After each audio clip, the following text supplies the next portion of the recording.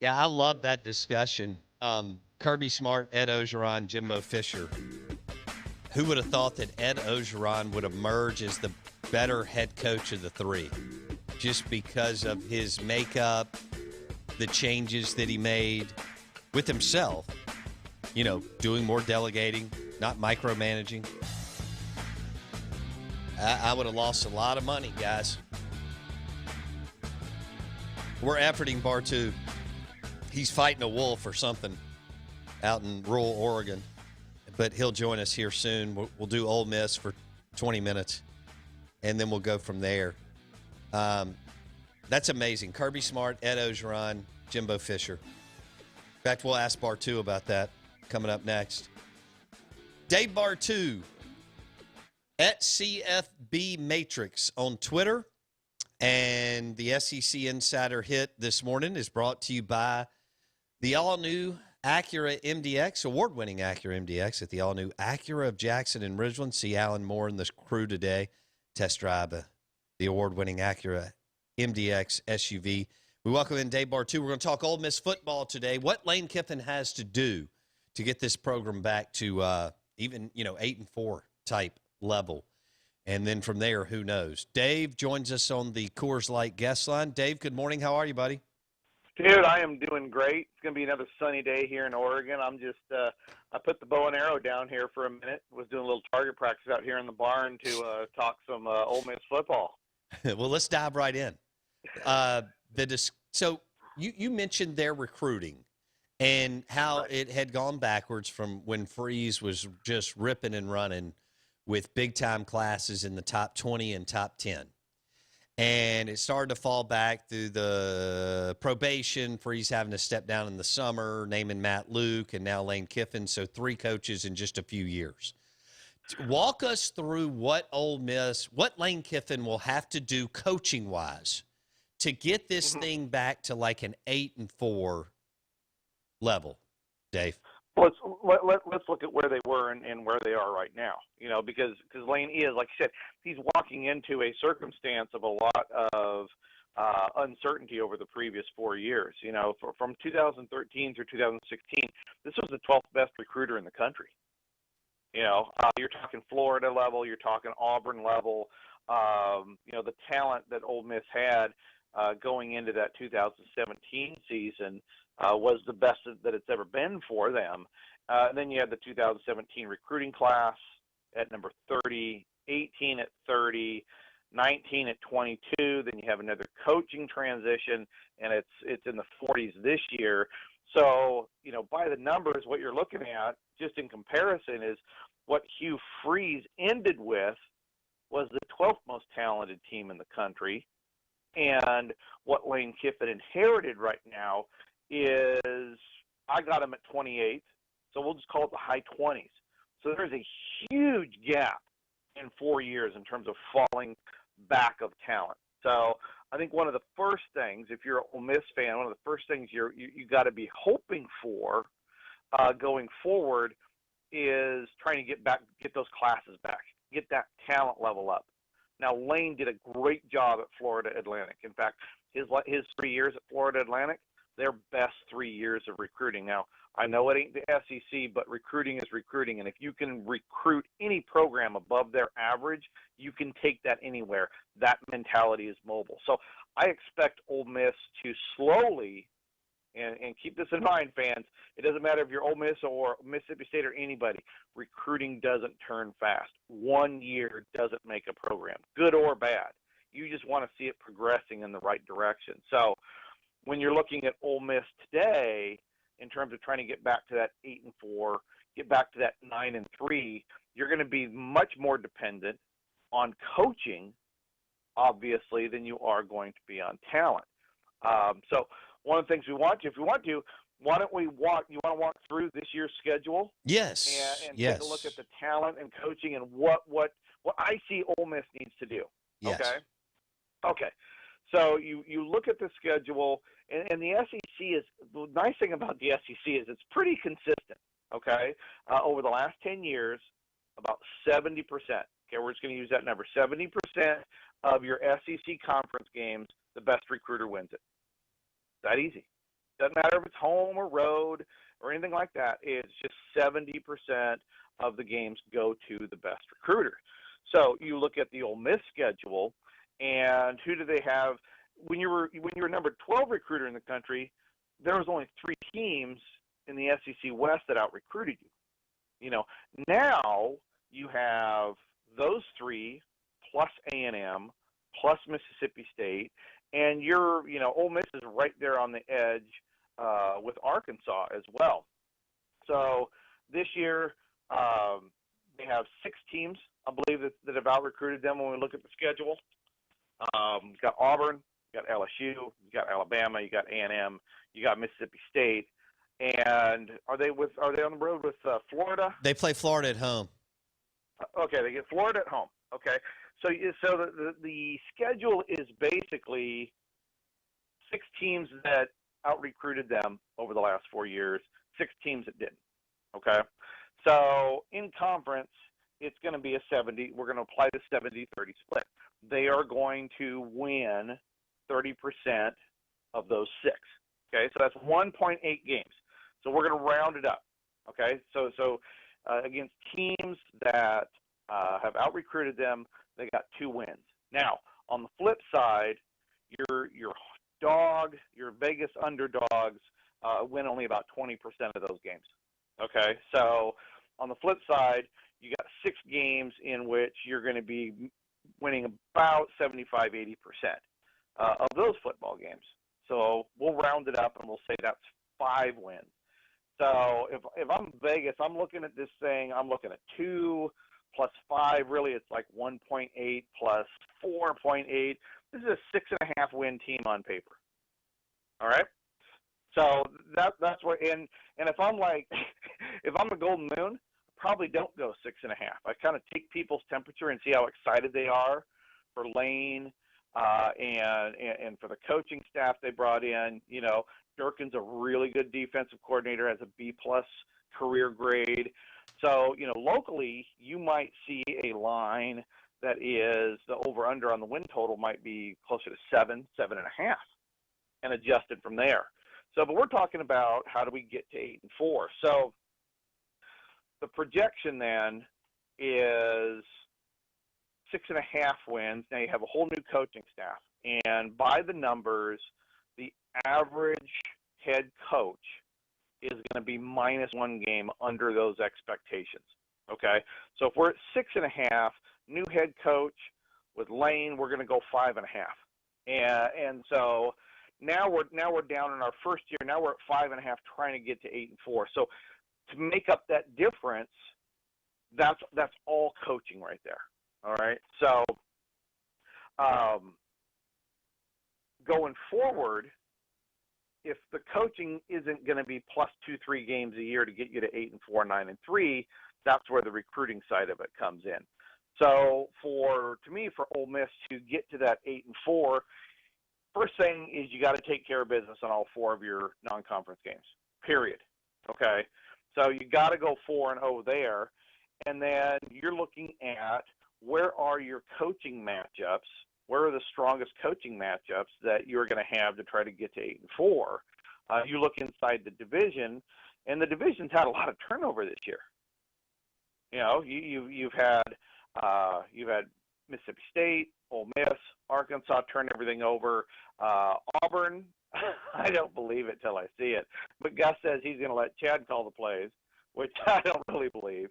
LSU, new defensive coordinator. Going to go back to probably Steve. I think that would be the assumption, an offensive coordinator. So now LSU suddenly has an average offense instead of an elite one.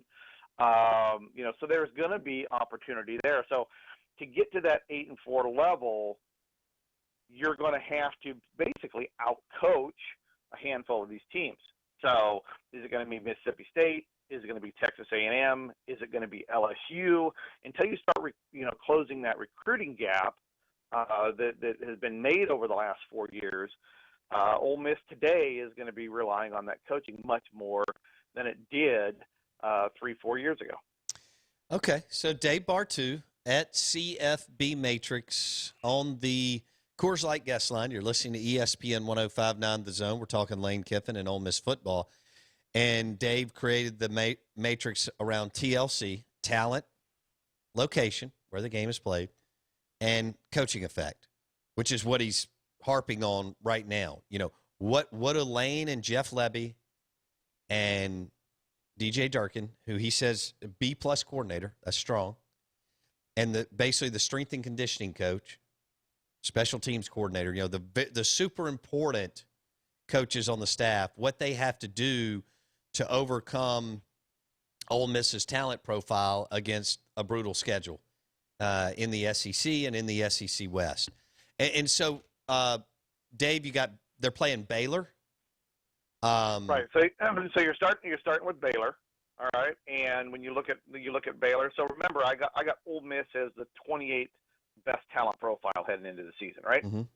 So we bring in Baylor, who's at 39.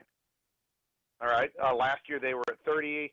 So from a talent perspective, this is a really even game. Because of the big reason for Baylor's drop from 30 to 39 is they had a bad class this year. They're in the mid 50s. So, but that class really isn't going to contribute. The previous classes, the 35 to 31 to 37, that's really going to be your bread and butter players anyway. So when you look at this as a whole, Baylor and Ole Miss, this is one of those games that we just broke the schedule down in half. Who you out-recruit, who out-recruits you. Now, the next part is breaking it down into the locks, the 50-50s, and God, that'd be cool if we won, into your three parts, okay? This is that huge 50-50 game for both teams. The nice thing about this is obviously Baylor's turning over their entire staff, and it's a defensive-oriented staff with Aranda. I think Baylor's going to play very conservative, and with Lane, you have an excellent offensive coordinator. I think Lane's experience as a play caller in this situation, having been a head coach before, I really think that's going to be the difference in this football game as Ole Miss wins this one. Okay. Blake? Yeah. Do you want to stay on Ole Miss? No, I want to stay on Ole Miss. We're not going to Scott Linehan. No. Okay. I'm not. I'm locked in on this. All right. So, Dave, question. We look at the 6 games that you mentioned that are Ole Miss is behind the 8 ball in terms of recruiting. LSU, right. Alabama, Auburn, Texas A&M, Florida, and you're saying right now, based on the last 4 years, Mississippi State is ahead of them. So regardless of who they beat of those, but I think Dave will tell you that State's like 3 or 4 spots ahead in the games in Oxford. So. Yeah, but regardless, the rule of thumb is 70% of those you're going to lose. Okay, because they're more talented than you. Gotcha. So that's 2 and 4, like you said. So you're 2 and 4 in 6 games, and we're looking at the other 6 that matter. So Southeast Missouri win, UConn win, Georgia Southern win. The 50-50 games are Baylor, Vandy, Arkansas. Can you talk us through those 3 swing games? Well, I wouldn't even Vanderbilt. I wouldn't even consider Vanderbilt a 50-50 game. So they should win. Yeah, I mean that's Vanderbilt has 0 offense. That's one. Derek Mason is such a dichotomy. He is a great defensive coordinator, and he is terrible. He's like Antonio School of hiring an offensive coordinator. He is just bad at it. So Vanderbilt again isn't going to score. So I think Vanderbilt really is more of a lock there.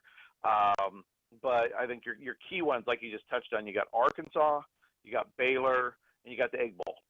Okay, and the way the recruiting goes with Mississippi State, Ole Miss, that's always going to be your 50-50 game. Both these programs are going to be, high 20s, mid 20s, low 20s type of recruiters. Even high teens is going to make that big of a deal there. So, like we just talked about with Baylor.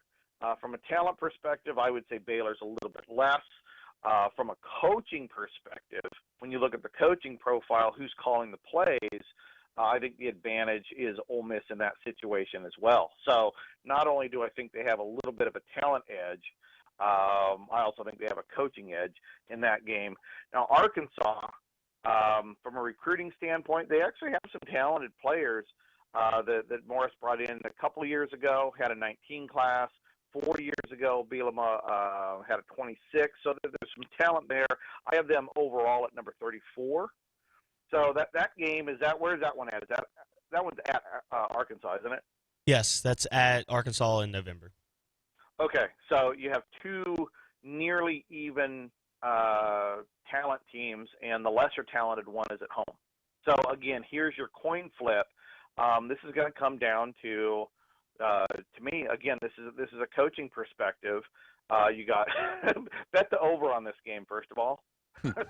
With Briles and Kiffin calling the plays, I think you're going to see a lot of games in the SEC way over early in the season. But then you also have Odom with Arkansas as well, who I think is equal to Durkin from a defensive coordinator standpoint. So this is that 50-50 game. This is the game that gets you into the bowl or keeps you out of it, much like Baylor and Mississippi State. So if I have to pick in this football game, though, I'm taking Arkansas at home. I know the rule is 70-30, but if there's going to be an upset of talent, I think this is the one because it is on the road. If it was at home, I'd take Ole Miss. I think this is going to be a loss for them on the road. Now, Dave Bartoo at CFB Matrix on Twitter. We've got about 4 more minutes with Bartoo. Bartoo, you're giving some serious props to what Kiffin did as OCDC. You like Lebby and you like Durkin. They're both B or B plus. Well, you said Durkin's B plus. Yeah. You like Lebby, so that duo, that pairing, would rank pretty high in the SEC. Bartoo. Well, the SEC West is ridiculous in terms of the career coaching. Now, Lebby, I don't think the guy's called a play. To me, Lane's going to be calling the plays. Lane is a very good play caller. He has a top 20 percentile of all offensive coordinators in the last 15 years. He's good at calling plays. So I don't think Lebby's going to be doing anything. I think Lebby was understudy with Heupel as well. I think Lebby's brought in more as a passing game coordinator, an extra set of eyeballs on the field, but I don't think he's going to be calling the plays. I think this is going to be the Kiffin Durkin show up there. But yes, I do like the combination in terms of their career grades. What I can't say I don't like it. What I'm uncertain with is Durkin handling high play volume. Okay, you look at Durkin's career; it's been good, but it has been handling play calling in the mid to high 60s number of plays per game. Lane doesn't care about time of possession. His offense is going to pick it up. It's going to go, and so conversely, it puts more pressure on the defense. So that's why I say bet a lot of these overs on these games, because I think the Briles, the Kiffin, the Leach, if Chad Morris is calling the plays, I think all these guys are going to ramp up the number of plays, which is going to conversely put a huge amount of pressure on the defense. So the question mark for me, coaching-wise at Ole Miss this year, is going to be, can Durkin manage the players so that his best 11 on defense are as fresh as possible in that fourth quarter, because I think Lane is just going to make these things a horse race and just try to outscore the other guy. There you go. We'll leave it there. Well, Bartoo's got about another minute. Bartoo, real quick, you probably can't even profile this. Orgeron hired Scott Linehan, who was with the Dallas Cowboys, as an offensive coordinator to replace, quote unquote, Joe Brady. Anything there? You'll have to. No, I mean the last time he called plays was back in 2001, back through 1999 with Louisville. And the rest of the time it's been in the NFL. I don't think he's replacing Brady because I don't think he's going to be calling the plays. I think it's going to go back to Steve. And Steve's first year at LSU was 55th in offensive scoring efficiency. So, to me, LSU is built for really more a slow offense, slow defense, ground and pound with Pelini and Steve. And I think the offense for LSU is going to be average. The defense is going to be above average. But Ed's going to get a pass for an awful long time because of what he did last year. Absolutely. We'll leave it there, and we'll do Mississippi State tomorrow. Thanks, Bartoo. Appreciate it, buddy. See you tomorrow morning. Okay. So that was 20 minutes on Lane Kiffin and Ole Miss, going through their schedule, total wins over under 6.5. Bartoo then takes that down a game maybe to 5.5 just because of new coach and transition. Ole Miss sitting at about 29th. I think he said 29th. Yeah, 28. 28 talent profile. And he really likes Durkin, gives him a B+. Obviously, Lane's going to run the show, but Levy will be a really, really strong complementary piece as another set of eyes on the tape, the film, the video, the cut-ups, and the game planning week to week, along with, I would have to believe, working with Corral and Plumlee. But Ole Miss will be dependent on coaching. Oh, yeah. To find another way to win another game or two, to get in a bowl, and then to get to 7 or 8 as soon as they can, whether that's this year, which is a long shot, or next year. Now, if they find the mojo with Corral or Plumlee, or both, then we know that a quarterback can steal you another game, if not more. But that's the coaching effect side of where Ole Miss is. Well, again, Durkin B+ coordinator, and Lane is considered a good play caller, and Lane's going to be the OC, but Levy will play a really nice role in a big role, you would think, in helping Lane put everything together, because Kiffin's going to have 110 other things to do. Yeah, the interesting number there that we'll get to see for Mississippi State's side tomorrow is that Ole Miss was once the 3rd or 4th best recruiter in the SEC West, and now down at 6. Yes, look, I mean, you're hearing a lot of chatter. Ole Miss fans believe that Lane can grab a number 10 class. I don't know about that. Would I be surprised at top 15? Because I think they're going to get after it. I think they were disappointed in December. They even thought that Lane was going to make a move then, but definitely in February with a McKinley Jackson and maybe a couple others, which would have boosted them up to, 23 or maybe even 21 or 19. But Freeze elevated their number 12 best recruiter in the country. Yeah, for that 4-year period. Yeah, for a 4-year period. And then recently they've gone 30, 30, 22, 41. Yeah, like I said, a composite 16 spot drop, and that put them at the second worst drop behind only BYU, who dropped 19 spots composite over a 4x4 year. But in period. this century, they've been a composite number 20 recruiter. So wouldn't it all be surprised to see Lane get in the teens? Now, if he gets in the top 10, they'll be doing some work. And because, again, we already know that Ohio State, Clemson, LSU, Georgia, Florida, and Bama, probably Florida, Auburn, A&M. They're not going anywhere. Are going to finish in the top 10. So you got to steal a spot in the top 10 between Ohio State, Clemson, Bama, LSU, Georgia, Auburn, maybe Florida, maybe Oklahoma, and maybe A&M. Good show today. Really good show. Detillier on NFL QBs, and Burrow and Tua Tagovailoa, and then Bartoo on Ole Miss football, and the schedule and the coaching effect and what Kiffin and Durkin and Levy have to do to get this thing up and running once again. Hey, thanks for listening to the Out of Bounds Show on ESPN 105.9 The Zone. Don't forget about the new Y'all Lifestyle store open in the township by Nukes. We'll see you tomorrow.